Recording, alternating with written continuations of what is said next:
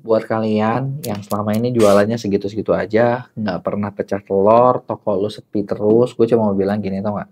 Mungkin bukan rezeki lu yang nggak mau datang, gitu, bukan kerja keras kalian juga nih yang salah, tapi mungkin cara jemputnya yang salah. Dan gue mau kasih tau ke kalian, gimana cara jemput rezeki di online yang benar.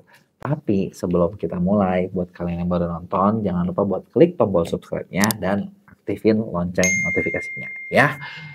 Jadi ini kita bukan bahas video motivasi, tapi kita sebenarnya lagi pengen ngebahas tentang lu tuh harus ngapain sih yang bener biar laku. Karena gue kadang kasihan juga sih, sering banyak seller kayak cerita, gue udah jualan berapa tahun tapi segitu-segitu aja. Gue udah jualan berapa lama, tapi kok nggak pernah laku ya, tapi kok gini ya, tapi kok gitu ya. Gitu, sedangkan kita sering lihat kan kayak orang-orang tuh yang gede gitu, yang naik cepet kayak gampang banget gitu kan, dapat omset gede, JMP bagus dan lain sebagainya. Sedangkan ketika kalian nyobain kok nggak segitunya sih. Terus apa nih yang salah gitu ya? Yang pertama, yang gue pengen kalian benar-benar lihat adalah coba lihat lagi, apakah produk yang kalian jual, yang kalian punya sekarang, itu udah sesuai dengan apa yang pasar butuhin. Sering banget gue ketemu banyak seller, gue jualannya udah turun-temurun nih, dulu laku, kenapa ya sekarang nggak laku? Malah gue pernah ada salah satu teman gue yang bilang gitu ya, jadi dia itu punya satu produk udah dari dulu, dari zaman kakeknya, dan masih pengen jual itu dulu, itu produk laku gitu. Dan dia pengen bertahan dengan itu gitu. Nah, yang gue mau kasih tau adalah bukan berarti produk warisan itu salah ya, tapi yang lu perlu sadar adalah apakah produk warisan yang lu punya itu masih relate atau udah nggak relate. Kalau misalnya masih bisa sih mungkin, apakah lu punya tenaga dan upaya untuk membranding itu supaya orang ingat lagi balik ke masa lalu. Karena gini, orang tuh udah momen-momen nih ya, sadar nggak? Contoh gini, sesimpel ya, gue bakal bahas contoh yang paling gampang tuh dari dunia fashion. Kalau kalian ingat ya, si model celana gitu ya, kayaknya tahun 70-an tuh terkenal banget sama era cut bray. Bener nggak? Di tahun 70-an orang-orang pakai cut bray keren. Sekarang kalian pakai celana cut bray. Apakah bakal tetap terasa keren? Atau lu bakal jadi, hah, aneh banget tuh anjir. Itu kenapa lu masih pakai celana kayak gitu tuh? Bener nggak? Udah nggak zaman tuh. Kok aneh gitu sih? Gitu. Kebayang nggak? Bisa nggak dibikin tren lagi? Bisa. Pertanyaannya, kuat nggak lu? Influence semua orang biar, hey, balik to cut bray. Cut bray is good, man. Bener nggak? Atau jangan-jangan cuma di kalangan-kalangan tertentu aja gitu loh. Itu oke-nya. Tapi di kalangan yang lebih besar, kayaknya belum deh. Kayaknya udah nggak terlalu laku deh. Kebayang nggak? Poin gua nih. Ya kan? Jadi yang pertama, coba lu lihat deh.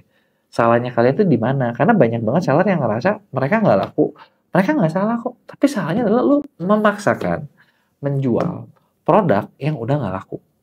Dan ngelawan, dalam tanda kutip ya, ngelawan pasar gitu ya. Memaksakan barang yang misalnya kita pengen coba nih, pokoknya gue yakin barang ini laku. Mencoba menjual sesuatu yang orang nggak mau tuh jauh lebih susah daripada lu menjual sesuatu yang orang udah mau dan mereka cari gitu. Bener nggak? Coba aja bayangin, lu ketemu temen, terus udah gitu lu bilang, lu udah pernah coba ini belum? Udah pernah coba itu belum? Nawarin sesuatu yang baru. Sama dia bilang, aduh, gue lagi sakit perut nih, lu punya obat nggak? Lebih gampang jual yang kedua. Bener nggak? Karena itulah yang mereka butuh. Gitu ya. Nah, terus yang kedua, coba lihat lagi nih, ketika lu jualan, gitu ya, kenapa sih kalian ngerasa susah? Ketika kalian jualan, apakah jualan kalian ini untungnya, marginnya, itu ada buat kalian profit?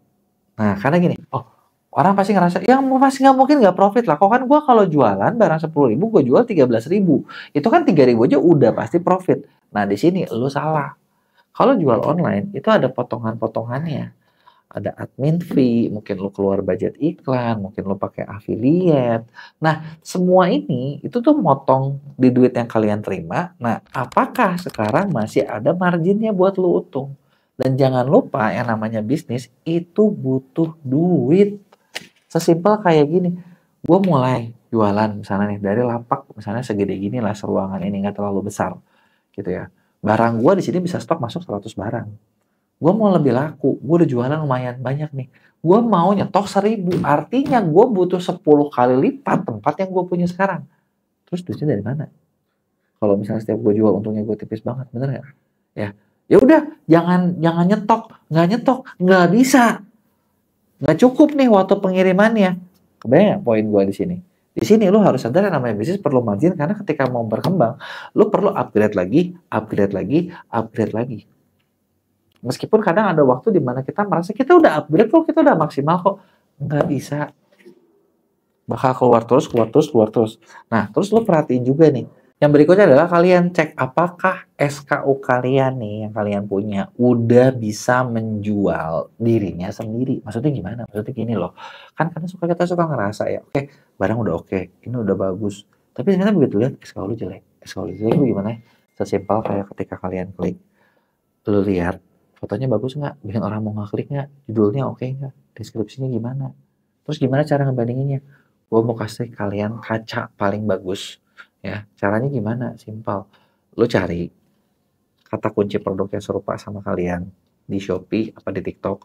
Terus lihat yang penjualannya paling banyak. Terus kalian klik, bandingin dah sama produk kalian. Fotonya bagus mana? Penjualannya bagus mana? Ratingnya bagus mana? Ulasannya bagus mana? Dan harganya bersaing nggak lo? Jangan-jangan harga mahal, gambar jelek. Wah, kalau gitu ya nggak mungkin bisa ngejual diri sendiri, bener nggak? Ya kalau nggak bisa ngejual diri sendiri ya gimana mau rame gitu kan? Wajar kan, bener nggak? Jadi kayak bukan lu yang salah, kalian nggak tahu aja gitu loh harusnya gimana gitu. Di sinilah baru perbaikin gitunya. Dan berikutnya adalah ini yang paling penting. Coba dilihat. Pengunjung toko kalian setiap hari udah rame apa belum? Jangan-jangan pengunjungnya tuh sehari kayak masih 1, 2, atau nggak stabil, kadang ada, kadang enggak, sehari 10, udah gitu besok nggak ada. Nah, kalau pengunjungnya aja nggak stabil, ya nggak mungkin rame dong. Coba deh kita pakai logika, lu punya toko, tiap hari yang masuk nggak ada. Ibaratnya setan aja nggak kelihatan, kecoa aja nggak muncul gitu kan. Terus siapa yang mau beli? Bener nggak? Langkah pertama adalah cari dulu nih, trafficnya yang banyak, cari dulu nih orang-orang buat datang ke toko. Gitu kan, ketika banyak orang yang datang ke toko, disitulah kalian baru bakal ada yang belinya, gitu ya. Jadi itu dia, tinggal lihat sumber traffic mana nih yang mau dicari, yang mau diininya seperti apa, dan itu yang baru bisa dikerjain. Gitu. Nah, kalau misalnya nih, oke, kalau udah ngerasa, oke, gue coba lihat A, B, C, D, E, terus kayaknya PR banyak banget dan lo nggak tahu harus ngapain gitu ya. Oke, tenang, tenang, tenang, tenang. Gue mau kasih solusinya. Jadi gue udah bikin satu perusahaan konsultan kerjasama dengan beberapa orang, gitu ya. Nah, kita udah cari konsultan profesional buat bantuin kalian menyelesaikan masalah itu. Jadi kayak misalnya setiap kalian masuk, kita bakal risetin masa lalu di mana, PR-nya kayak gimana, apa yang salah, apa yang harus dikerjain. Nah, ininya tuh dibuat seperti itu. Terus dikasih step-stepnya kayak kalian harus ngelakuin A, ngelakuin B, ngelakuin C. Jadi benar-benar ini kalian yang kerjain sendiri, kita kasih tahu semuanya. Jadi kita bakal dampingin kalian. Nah, setiap project itu kurang lebih umurnya 3 bulan sampai 6 bulan.